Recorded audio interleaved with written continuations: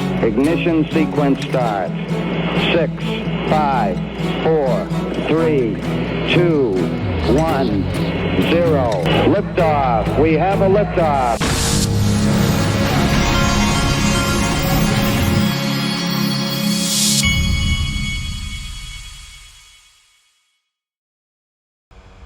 Hey everybody, this is the Digital Asset Investor. Let's start here. This is a video of BlackRock's head of ETFs, and he's presenting at the Mercado Bitcoin Digital Asset Conference. You know, the guys that just partnered with Ripple. This is an interesting Head of clip. thematic investing at BlackRock, I really spend a lot of my time thinking about the future and some of the disruptive changes that are impacting the world and society and the economy and our portfolios around us.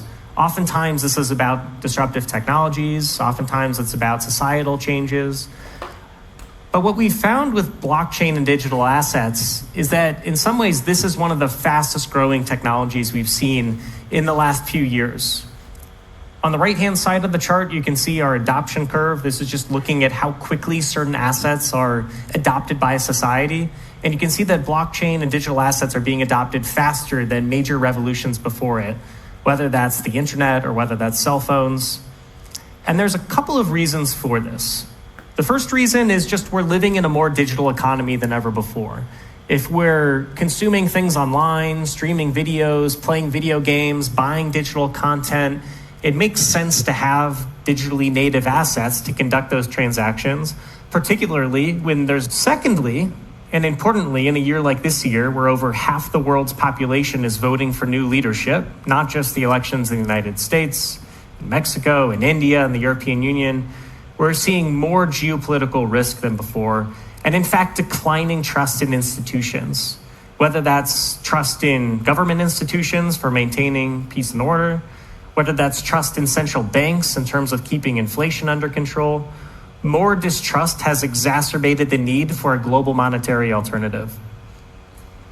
The third we're seeing is demographic changes, the rise of the millennial and Gen Z generation. Millennials, at least in the United States, are set to inherit trillions of dollars, are entering peak earnings years in their work, and are increasingly playing an important role in the economy.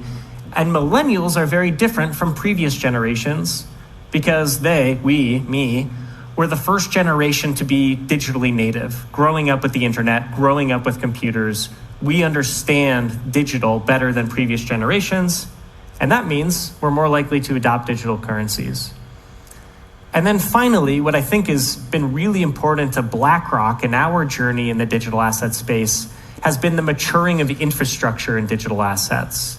We've seen billions of dollars move in venture capital and private equity into digital assets to fund incredible innovation in blockchain. We've seen the regulatory environment evolve to get more constructive around digital assets and how people can buy them. We've seen extremely talented people leave traditional finance to go into DeFi to help lead some of these innovations. And all of this infrastructure has really matured over the last 5 years. So between all of these tailwinds, it's really creating the opportunity for digital assets to gain broader adoption across more investors around the world. With that being said, we're in the early days. 2.9 trillion, it changes every day. Maybe it's slightly higher or slightly lower since we made this slide. But we could have focused thus far our efforts on two digital assets, the two largest. We feel that between these two assets, which represent about 75% of the market cap of the digital asset space, and have some of the most liquidity in the digital asset space, that we can really start to make headway in terms of bringing out accessible vehicles to more investors. Okay. That's BlackRock. Now check this out. This is Fruition Productions.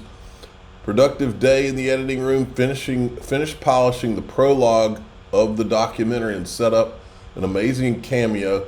We'll be putting the prologue out in 2 weeks, early in November, for those that subscribe to our X channel when our subs go live. Subscribers will get the first look at content, full access to the doc, exclusive live streams. And by the way, today the documentary that says Bitcoin, the Bitcoin that names who they think the Satoshi is.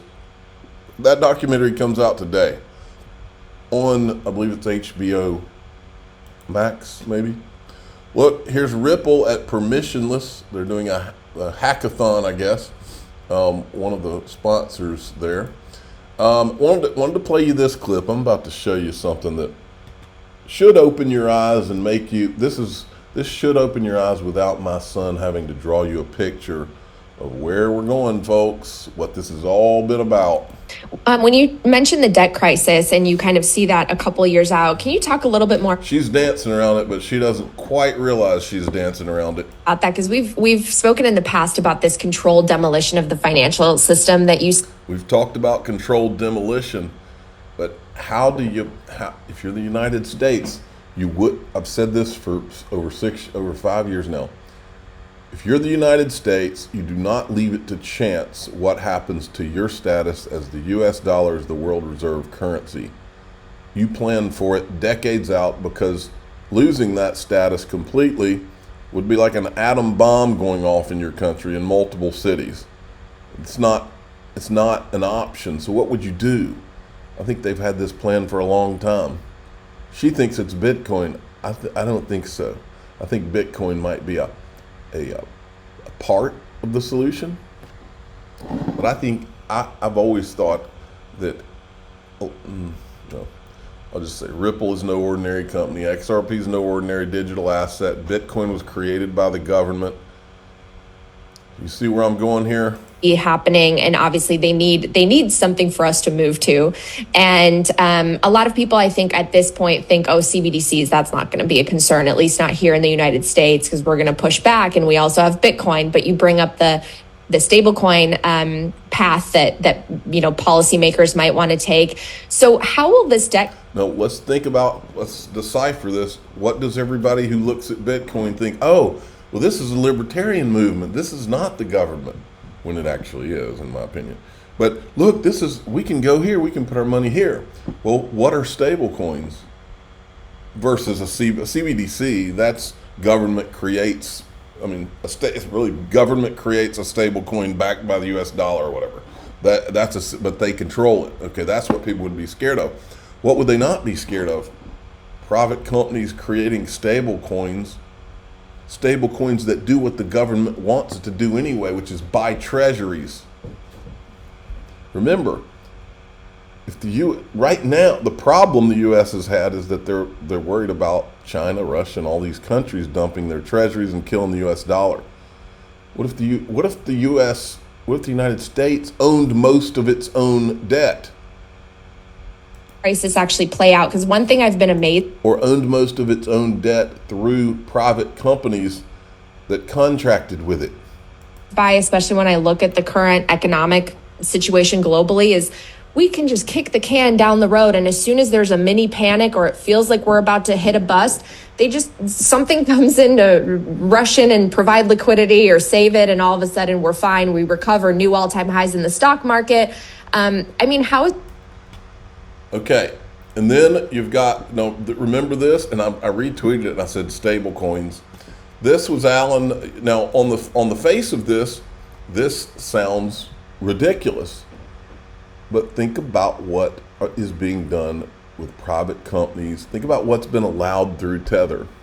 The Tether government experiment, the Tether 3-letter agency experiment. Listen to what he says. The United States can pay any debt it has because we can always print money to do that. So there is zero probability of default. Now, this guy is the guy that was going around a while back, who I can't remember if he had written a book or if he just came out. He had worked in finance and he was trying to warn everybody. But look at this. If everyone is selling U.S. treasuries at fire sale prices, the U.S. will simply buy up all of its own debt with the skyrocketing dollar. You can't default. Here, let me pull that. You can't default on your debt if you own most of it, thus resetting the cycle of U.S. debt being the most stable and valuable in the world.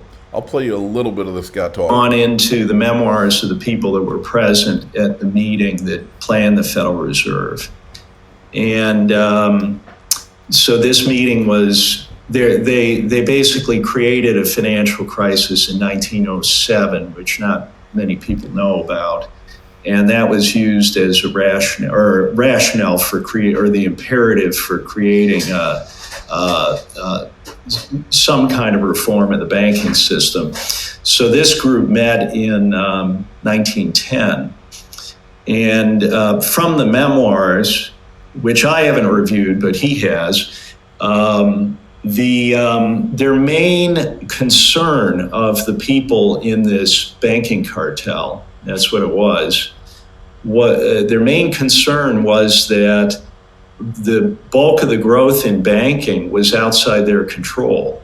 It was independent banks in the West and the South of the United States, and that industry in the United States was doing so well, it was self-financing, did not need their credit.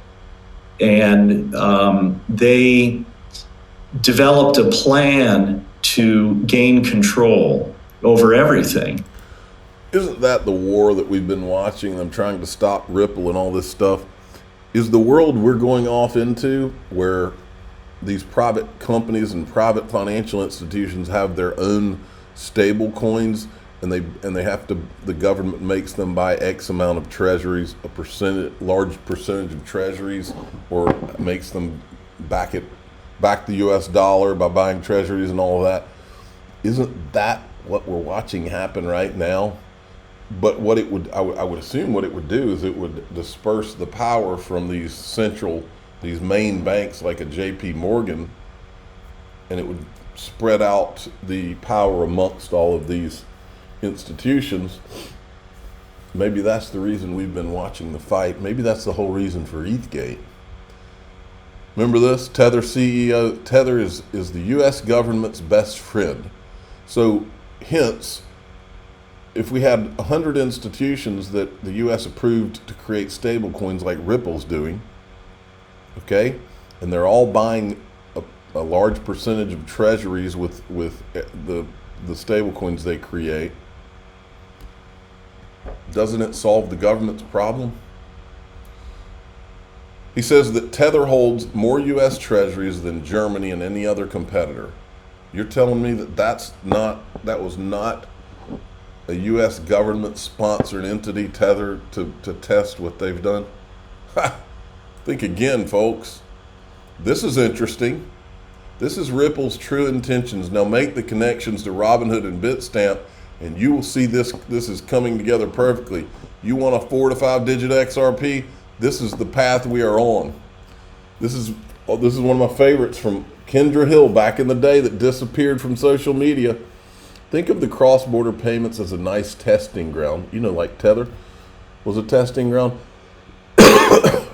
Think of cross-border payments as a nice testing ground to prepare Ripple for the use case they have been focused on since the very beginning.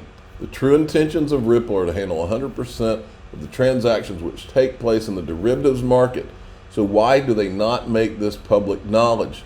For multiple reasons, the most important one being that they are not ready. They are missing a piece to the puzzle, and that piece is called Codius. Well, what was Codius? Smart contracts. So what's Ripple now working on for the XRP ledger? Smart contracts. Very interesting times we live in. All right, in DAIXRP.com, we're going to talk. It turns out there's some people out there squirming over the island guy. One particular person we're going to highlight today who's on the list and is feeling the squeeze, because that's what this is all. That's what a lot of this is all about. It's not all about this. The reason they don't want X47, folks, is very simple. The people who've been committing the actual crimes know that it will be time to pay to the fiddler, and that's why they're going after X47 the way they are. In DAIXRP.com, we're going to focus on one of them who was on the island and must have some skeletons in the closet. I'm the digital asset investor, some nasty, evil skeletons. I'm the digital asset investor. I'm not an investment advisor. This is for entertainment purposes only. Please subscribe, hit the like button, tell your friends and family. Away we go.